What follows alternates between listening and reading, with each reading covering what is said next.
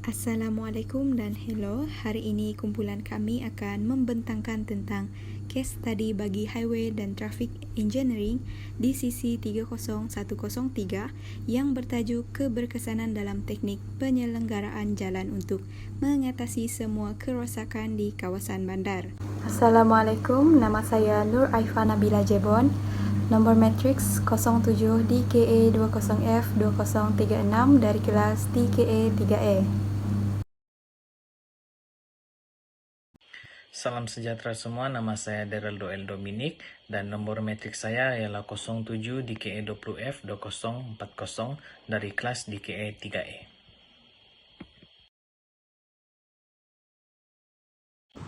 Hai, Assalamualaikum. Nama saya Mazlin binti Marsan dengan nombor matriks 07 DKE 20F 2044. Assalamualaikum warahmatullahi wabarakatuh. Nama saya Aminuddin Mirlustin dengan nomor matriks 07 DKE 20F 2048 dari kelas DKE 3E.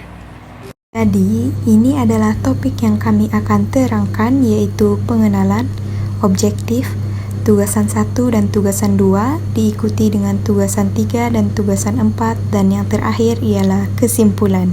Salam sejahtera semua. Pada bagian saya akan membentangkan tentang pengenalan dan menentukan peranan dan tanggung jawab untuk kajian case kami.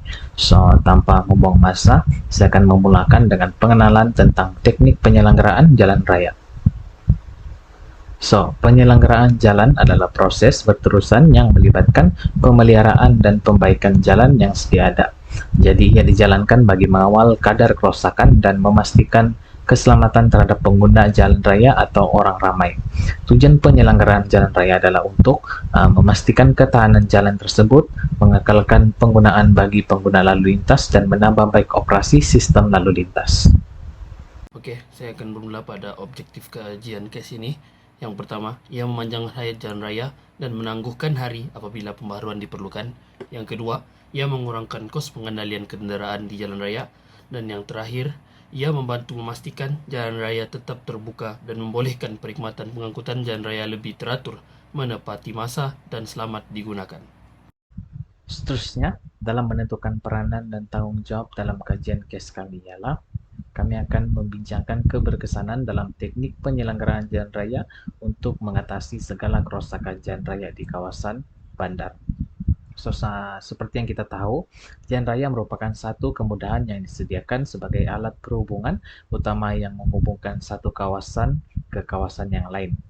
Dan secara asasnya, pembinaan jalan raya akan dikawal atau diawasi oleh Jabatan Kerja Raya ataupun JKR, di mana pemantauan ini dilakukan karena bagi memastikan penyediaan kemudahan jalan raya mematuhi skop dan peraturan yang telah ditetapkan oleh JKR.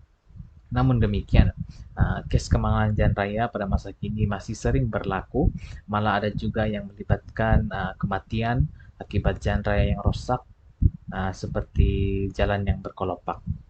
Seperti contoh, seperti kita boleh nampak gambar raja di sebelah kanan, yang menunjukkan sebanyak 223 kemalangan yang berlaku akibat fisikal jalan. Ini menunjukkan masalah jalan raya yang tidak diselenggara juga boleh mengakibatkan kemalangan jalan raya yang serius. Oleh itu, penyelenggaraan jalan raya juga perlu dititik beratkan oleh pihak yang berkuasa untuk mengatasi segala masalah kerusakan jalan raya yang boleh mengakibatkan kemalangan jalan raya, lebih-lebih lagi di kawasan bandar yang sering padat dengan kendaraan. Pertama sekali, seperti yang sudah saya bentangkan sebentar tadi, penyelenggaraan jalan raya ialah kerja-kerja yang melibatkan dengan menjaga dan memperelokkan jalan dan bagian-bagian jalan yang telah siap dibina. Seperti lain-lain struktur binaan, jalan juga mengalami kadar kerusakan bermula setelah ia siap dibina dan mula digunakan.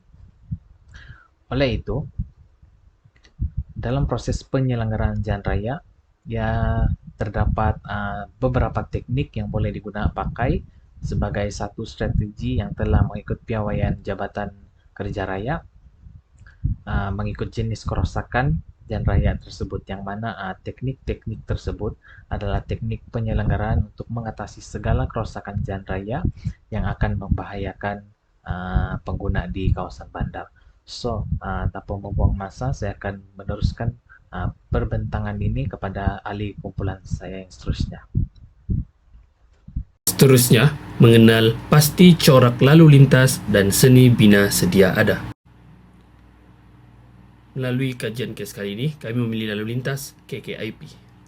Dari utara, Jalan Sulaman, timur, Jalan Rugading, barat, Jalan Politeknik, dan selatan, Jalan Norawat sebagai 4 corak lalu lintas yang telah kami kaji.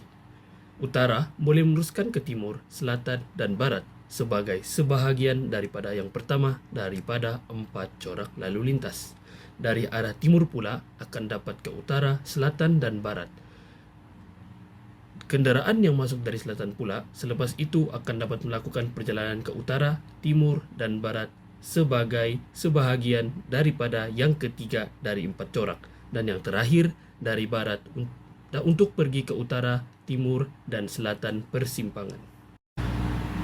Melalui kajian kes kali ini, kami mencadangkan kepada pihak CKR untuk membina 1 lorong tambahan di sebelah kiri jalan untuk kegunaan kendaraan berat ataupun muatan berat. Hal ini kerana hanya terdapat 2 lorong yang tersedia dan menyebabkan truk muatan besar terpaksa menggunakan lorong yang digunakan oleh kenderaan lain dan menyebabkan kerosakan truk pada jalan raya seperti berlubang ataupun retak. Hal ini membolehkan kemalangan jalan raya sering berlaku. Oleh itu, ketika melakukan ataupun membina jalan raya yang baru, kualiti tinggi bahan dan proses yang konsisten dengan reka bentuk asal jalan raya atau yang lebih baik perlu dilakukan. Di sini mempunyai 2 turapan, yaitu turapan tegar bagi membina jalan raya untuk muatan besar ataupun berat, dan satu lagi turapan fleksibel bagi kenderaan-kenderaan yang kecil. Namun, terdapat kegagalan ketika melakukan turapan. Yang pertama seperti alur, retak lesu, dan retak termah yang perlu dielakkan ketika melakukan ataupun membina jalan raya. Jalan-jalan di sekitar persimpangan harus dibina semula dengan menggunakan kaedah turapan tegar, bukan hanya dengan menampal. Sekian, terima kasih daripada saya, Amindin bin Rustin. Operasi penyelenggaraan. Operasi penyelenggaraan jalan raya adalah terancang berdasarkan kepada restoratif dan preventif. Penyelenggaraan ini dikategorikan kepada 4 penyelenggaraan, yaitu penyelenggaraan kecemasan, semasa, berkala, dan juga pemulihan. Penyelenggaraan kecemasan. Penyelenggaraan kecemasan adalah diperlukan untuk menyelesaikan masalah-masalah yang menimpa jalan yang terjadi di luar bidang rancangan penyelenggaraan. Antara salah satu masalah yang dihadapi adalah tanah tebing runtuh. Seterusnya, penyelenggaraan semasa dan penyelenggaraan berkala. Penyelenggaraan semasa dan penyelenggaraan berkala ini diperlukan untuk mengelakkan kerosakan yang lebih besar berpunca dari tindakan lalu lintas dan juga cuaca. Kedua-dua jenis penyelenggaraan ini diperlukan untuk memastikan keadaan selamat untuk pengguna jalan raya dengan memelihara keadaan perabot-perabot jalan. Terusnya, pemulihan. Pemulihan jalan diperlukan apabila penyelenggaraan semasa dan berkala sudah tidak mampu dan mencukupi untuk mencapai keadaan jalan yang baik.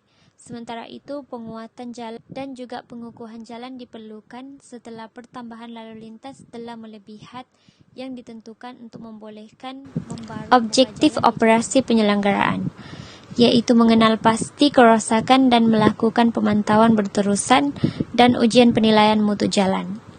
Kedua, memastikan jalan raya sentiasa dalam keadaan bersih, selesa, dan juga selamat. Ketiga, menghadkan proses kemerosotan jalan dengan mengadakan langkah perlindungan dan juga pembaikan. Dan yang terakhir, memanjangkan tempo hayat reka bentuk jalan raya. Seterusnya, tujuan ataupun matlamat agensi penyelenggaraan. Yang pertama, mengawal kadar kerosakan. Kedua, memastikan perkhidmatan jalan tidak berada di bawah paras yang menyulitkan kepada awam. Dan yang ketiga, mengurangkan kos pembaikan ke atas kendaraan awam disebabkan kerosakan jalan raya. Jadi kita akan beralih ke topik seterusnya, iaitu tugasan 4, sistem teknologi adaptif dan bukan adaptif dalam aspek penyelenggaraan jalan raya. Jadi yang pertama, penyelenggaraan jalan raya adalah sangat penting dalam memelihara jangka hayat, ketahanan dan kehidupan manusia. Sepanjang sejarah, penyelenggaraan jalan mengalami pelbagai evolusi dari segi prosedur dan teknologi. Pada masa kini, terdapat beratus-ratus sistem teknologi penyelenggaraan jalan yang boleh disesuaikan dengan memendekkan dan memudahkan proses yang terlibat dalam penyelenggaraan jalan. Penyelenggaraan jalan yang betul boleh mengurangkan bahaya dan memanjangkan jangka hayat jalan raya. Seterusnya, teknologi penyelenggaraan jalan raya. Di Malaysia, penyesuaian penyelenggaraan jalan dalam teknologi adalah perlahan dan tidak praktikal. Kami masih menggunakan kaedah tradisional dan proses yang rumit. Ia mengambil masa yang lama, menyebabkan bahaya lain dan tidak memperluaskan jangka hayat jalan raya. Di negara lain seperti Amerika, mereka pakai teknologi baharu dan prospek kejuruteraan awam mereka. Seterusnya pula adalah perbezaan sistem teknologi adaptif dan bukan adaptif. Yang pertama bagi adaptif adalah mengurangkan jumlah masa pemandu untuk menunggu isyarat lampu merah. Bagi bukan adaptif pula adalah meningkatkan jumlah masa pemandu yang dikehendaki untuk menunggu di lampu isyarat merah. Yang kedua, bagi adaptif adalah menamatkan pelepasan melalui pengurangan penggunaan petrol. Bagi bukan adaptif pula adalah gunakan dan tingkatkan penggunaan harian petrol untuk pengguna kenderaan. Yang ketiga bagi adaptif adalah mengurangkan kesesakan lalu lintas, manakala bukan adaptif adalah meningkatkan kesesakan lalu lintas. Seterusnya bagi adaptif adalah pelarasan berdasarkan kelajuan adalah menjadi lebih sistematik, manakala bagi bukan adaptif, pelarasan berdasarkan kelajuan tidak sistematik. Dan yang terakhir bagi adaptif adalah perubahan dalam keadaan lalu lintas adalah dibalas secara automatik, manakala bukan adaptif, ianya perubahan dalam keadaan trafik adalah dibalas secara manual. Secara kesimpulan, hasil daripada kajian kes yang telah kami lakukan bersama secara amnya memberi gambaran bahawa tahap kesedaran masyarakat Malaysia terhadap risiko kemalangan jalan raya masih lagi rendah dan perlu ditingkatkan agar kemalangan jalan raya dapat dikurangkan saban tahun. Secara khususnya, berdasarkan objektif kajian kes kami adalah perlu dipanjangkan jangka hayat jalan raya agar tidak mudah rosak dan penangguhan hari diperlukan apabila melakukan pembaharuan. Selain daripada itu, dapat mengurangkan kos pengendalian di jalan raya. Tuntasnya, hal ini dapat membantu pengguna apabila memastikan jalan raya tetap terbuka dan membolehkan perkhidmatan pengangkutan jalan raya lebih teratur, menepati masa dan selamat digunakan. Secara konklusinya, objektif kajian kes kami berjaya dicapai dengan jayanya.